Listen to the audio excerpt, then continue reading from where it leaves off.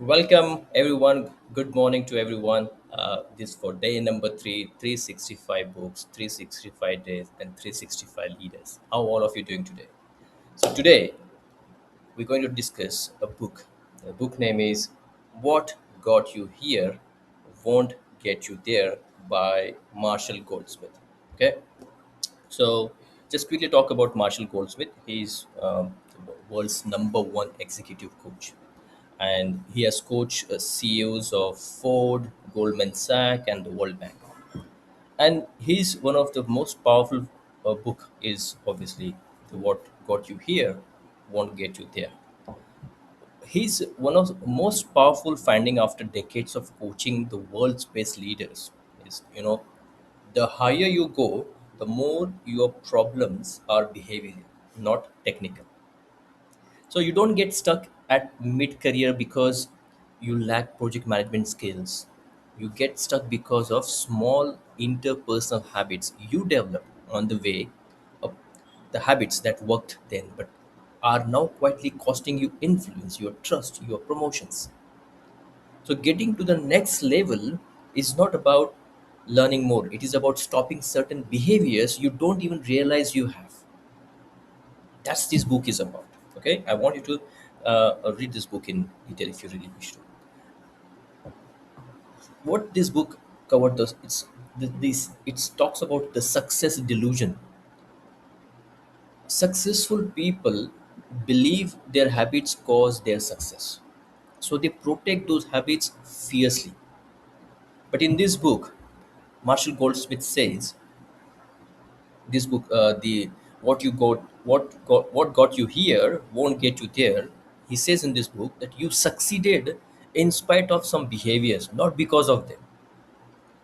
The aggression, the need to prove yourself, the compulsion to always have the answer, these feel like strengths, but at the next level they become your biggest weaknesses.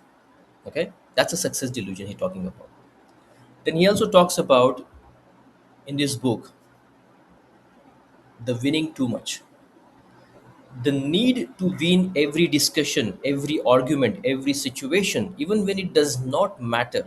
You push back when someone says the sky is blue. You correct, you correct people in meetings when the correction adds nothing. You cannot let an idea pass without improving it. This exhausts your team and your signals insecurity, not strength. Yeah. Also, Marshall Goldsmith mentioned in his book, adding too much value. See, every time a team member brings you an idea, you try to add something to it.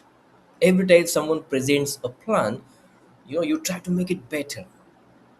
The problem, this is the problem. By adding your input to everything, you actually quietly communicating that their thinking alone is never enough. Over time what will happen, people stop bringing you their best thinking. They bring you what they think you want to hear. Okay, they bring you what they think you want to hear.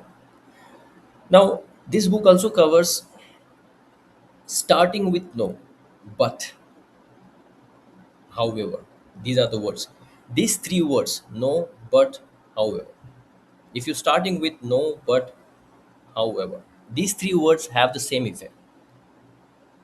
These words tell the other person that what they said was wrong before you have even considered it.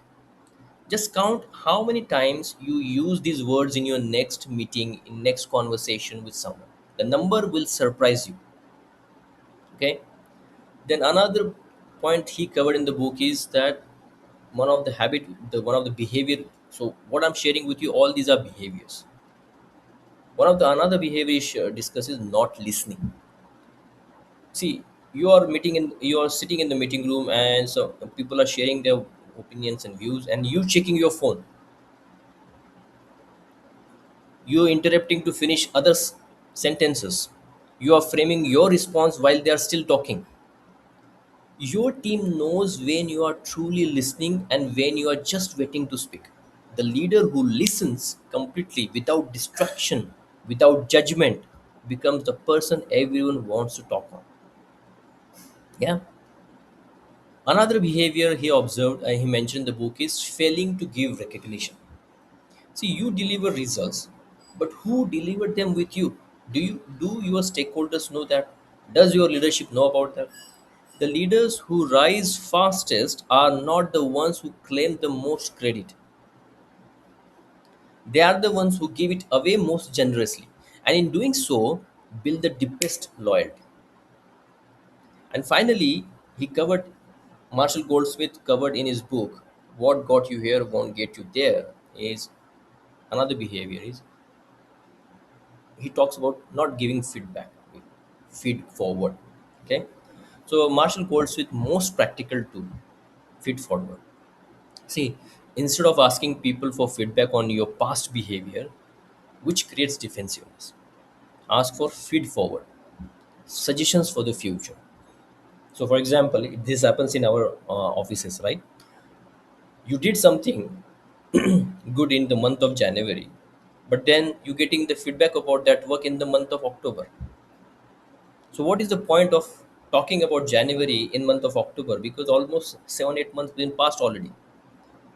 So, and when you are sitting with someone for your appraisal or your future planning, you shouldn't talk about what happened in the past. You don't need to dig the grave what happened in the past. You always have to talk for the future, because you have achieved, you reached to this point already. Now there's no point in talking in the past. You have to move to the next level. So think, feed forward. You have to talk for the forward future thing. So this week, ask people, this week two people ask two people this week, what is one thing I can do differently to be more effective leader? Then just listen.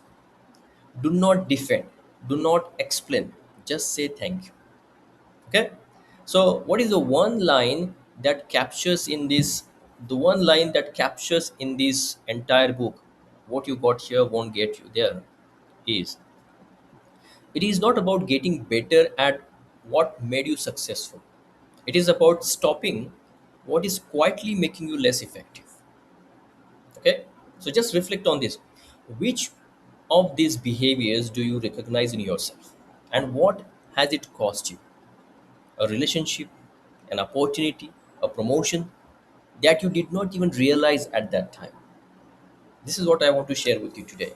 And after this after this video, you'll be receiving a message for one action you should be taking, and also an AI prompt that you can use it. And yeah, so I'm looking forward for you, and for the day fourth with another fantastic book. And I wish you a great day ahead. Thank you.